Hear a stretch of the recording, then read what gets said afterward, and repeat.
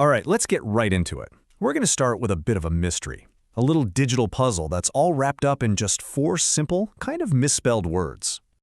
So here it is. This is all we have to go on. Videy, co-id. It just looks broken, doesn't it? Like it's incomplete. It's just a fragment. And, that immediately makes you ask, what is this? Because our brains are basically hardwired to solve puzzles like this one. We just can't leave a confusing fragment like this sitting there. We have to figure it out. And I bet, almost instantly, your brain did this exact thing.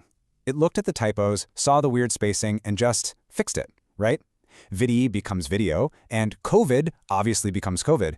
It's totally automatic, like a little mental shortcut we all have. And that's what our minds are doing all day, every single day. They take all this messy, incomplete data, all this noise, and they just fill in the blanks using what we already know to create some kind of meaning. It's actually an incredible survival tool. So, okay, case closed, right? It's pretty obvious. Or is it? What if I told you that what those words actually mean has nothing to do with the words themselves, but everything to do with where we find them? Yeah, that first guess, it isn't the whole story. Not even close. Okay, first, let's imagine you see these exact words right here, typed into a search bar. All of a sudden, it's not just a typo anymore. It's an action. It's someone privately trying to find something out. Maybe they're a little unsure or just curious. The meaning here is a question. But now, what if you see that same fragment pop up here as the title of a video? Whoa, the whole meaning just flips on its head. This isn't a private question anymore. Now, it's a public announcement. It's a statement, a story that's been packaged up just for an audience, probably to get you to click on it. And okay, one more. Let's picture it right here in a social media comment. Now it's something totally different again. It's become a shared reaction. It kind of implies there's already a conversation going on, right? It's like social shorthand, pointing to something that everyone is just supposed to already know about.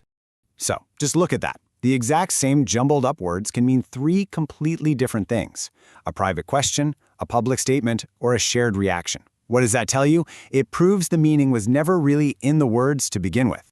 And this is the absolute core of it. The words themselves, they never changed. They were static. The only thing that changed was the context, the frame around them. And that frame, well, that's what gave the words all their meaning. And look, this isn't just some abstract thought experiment about a silly typo. We are swimming in a sea of fragments every single day. I mean, just think about your own social media feed. You see headlines without the article, right? Screenshots without the rest of the conversation. Viral clips that are just seconds long, sliced out of a much longer video. We are constantly being fed these tiny, isolated pieces of a much, much bigger story. Now this is where it starts to get a little bit dangerous. So, a fragment appears. Our brain does its thing, right? It automatically fills in the gaps. Then we share our interpretation, what we think is the completed story. And before you even know it, that interpretation, which was really just a guess based on a tiny shred of info, starts getting passed around as if it's a solid fact. So, the most important takeaway here is this. Meaning isn't just in the information itself. It's created by the context around it.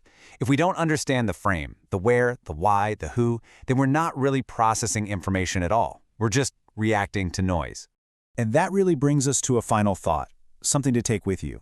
We're all interpreters, and nowadays we're all publishers too. So the next time you're scrolling and you see that super provocative headline or that shocking screenshot or that one quote that's taken out of context, what's the one question you're going to ask yourself about its frame before you decide what it means, and definitely before you hit that share button?